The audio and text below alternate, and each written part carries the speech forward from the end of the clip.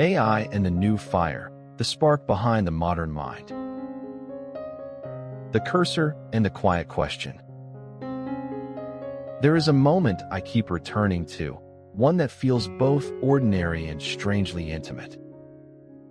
It is a dim room, a screen glowing softly in the dark, and a blinking cursor that feels almost alive in its quiet rhythm. It does not rush me, and it does not judge me.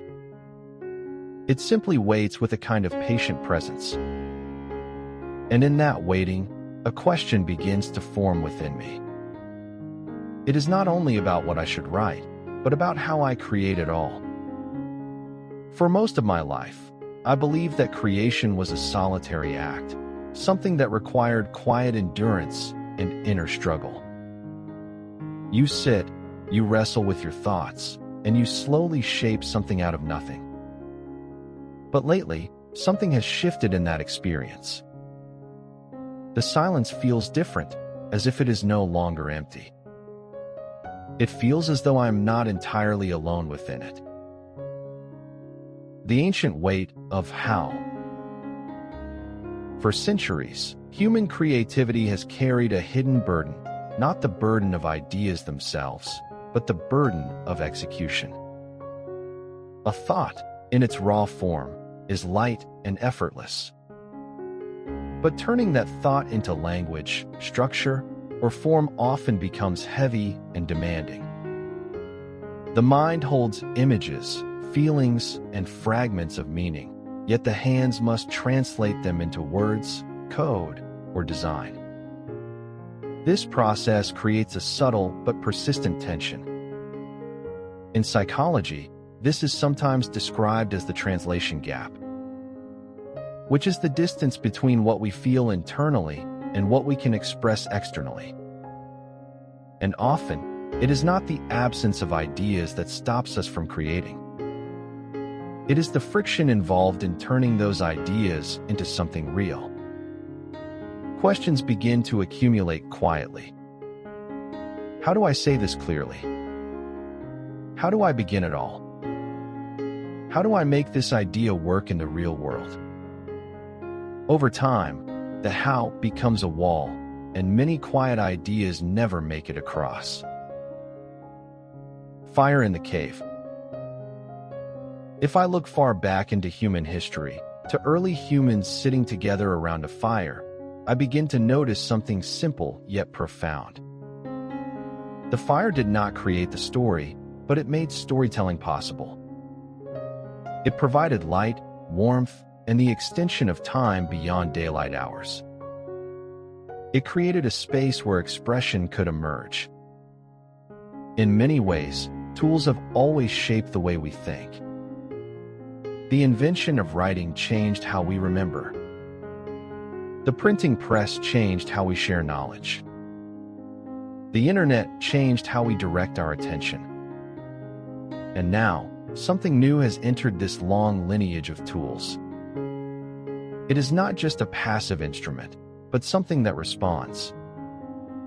Something that listens and interacts. It feels like a new kind of fire, one that quietly speaks back. Elena and the locked memory. I imagine Elena sitting quietly in her living room, holding within her 78 years of lived experience. Her memories are not the problem, because they arrive easily and vividly. She remembers the smells, the colors, the moments, and the voices. But language feels different. It feels like a locked door that she cannot easily open. There is a known idea in cognitive science that memory is not stored as sentences, but as sensations and emotions. This means that when Elena tries to write, she is not simply retrieving words. She is trying to translate a feeling into structured language, and that translation can be exhausting. But then something subtle begins to happen. She speaks, not perfectly or precisely, but honestly and naturally. And something responds to her words. It does not replace her memory, but it helps shape that memory into language. What she experiences in that moment is not substitution, but recognition. She pauses and says quietly, "Yes, that is what I meant." And in that moment, the gap between feeling and expression softens. The mind learns by dialogue. Human thinking has rarely been a silent process. Even when we are alone, we tend to think in the form of conversation. Psychologists refer to this as inner speech, which is a kind of quiet dialogue we carry within ourselves. We ask questions, we respond, and we refine our thoughts through this internal exchange. However, inner speech has its limits. It can loop endlessly, forget important details, and become stuck in repetitive patterns. Now imagine that this dialogue becomes external, responsive, and endlessly patient. It does not replace thinking, but extends it beyond its usual boundaries. When David looks at his broken code, he is not simply solving a technical problem. He is navigating confusion and uncertainty. And when something responds by explaining, reframing, and guiding, his mind begins to shift. He learns faster, not because the answer is handed to him, but because the conversation continues and evolves. Insight and Awareness Quiz. After you have listened, open the Quiz tab. The questions reveal how you interpreted what you heard and invite you to notice the hidden logic in your reactions. Then, share your score in the comments.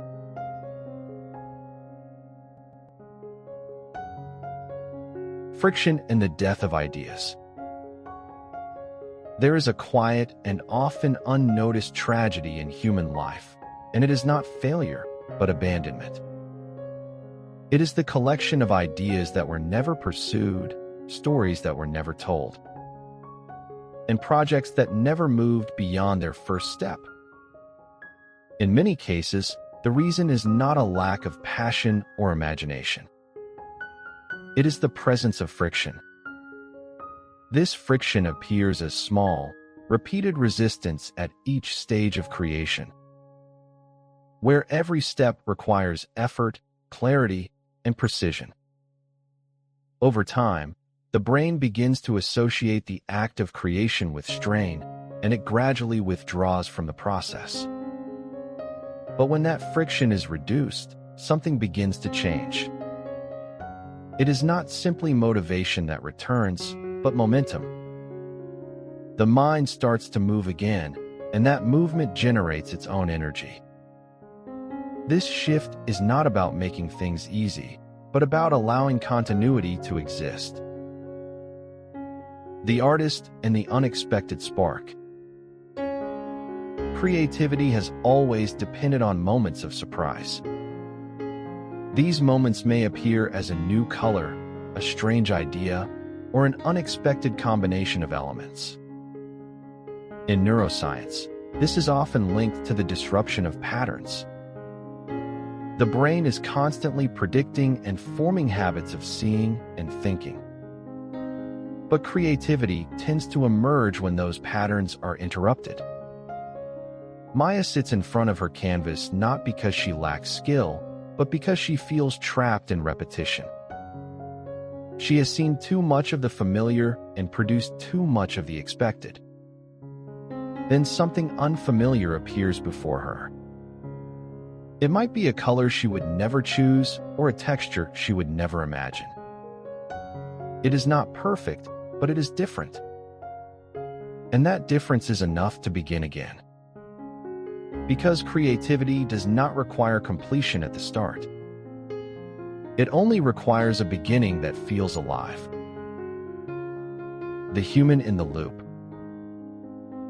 There is a phrase that often exists quietly in the background of these experiences.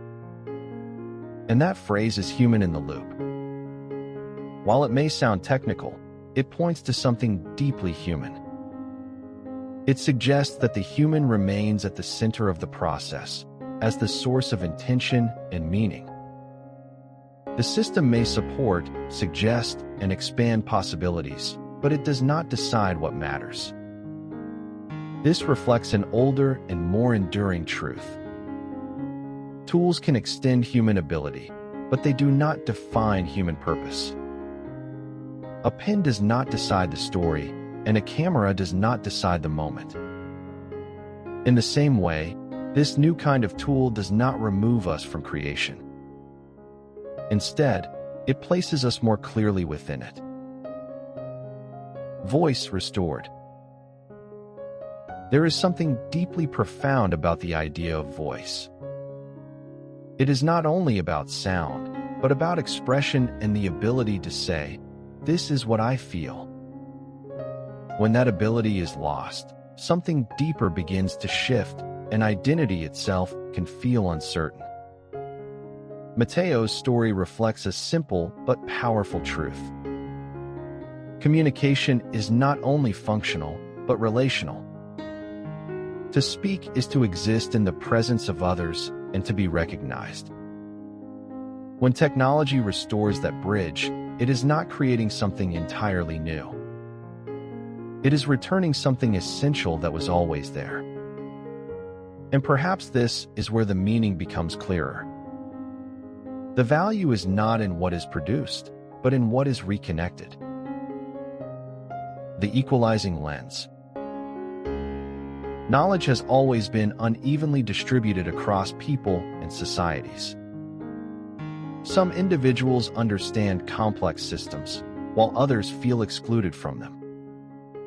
Language itself can become a barrier, especially when it becomes technical, dense, and difficult to access.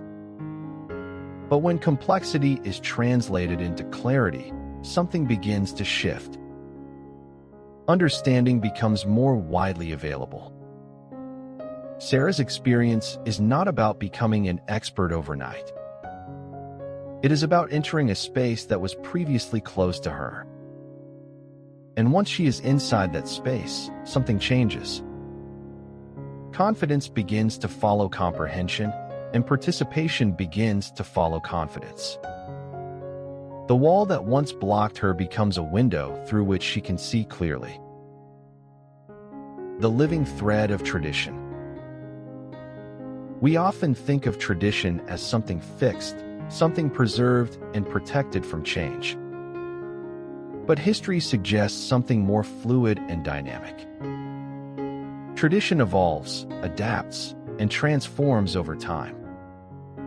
Eris does not replace his grandfather's work, but continues it in a new form. By blending past patterns with present tools, he keeps the thread alive and moving forward. Anthropology shows that cultures survive not by resisting change, but by integrating it into their existing structures. And perhaps this is another quiet shift taking place. Technology is not standing outside culture as something separate. It is entering into it and becoming part of the ongoing conversation. The disappearing distance. At the center of all these moments, there is one subtle but important change. The distance between imagination and creation is beginning to shrink. It has not disappeared completely, but it has softened in a noticeable way. Where there was once a long and difficult climb, there is now something closer to a bridge. And as I walk across that bridge, I begin to notice something unexpected. I am still thinking, still choosing, and still feeling. But I am no longer stuck in the same way as before. The cursor still blinks, and the page is still blank.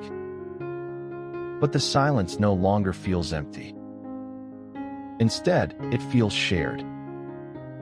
And within that shared space, creation begins to happen a little more easily. A little more often, and in a way that feels deeply human. This is the Sapiens Way, where humanity reflects on the worlds it creates and the beings it is becoming. The conversation doesn't end here.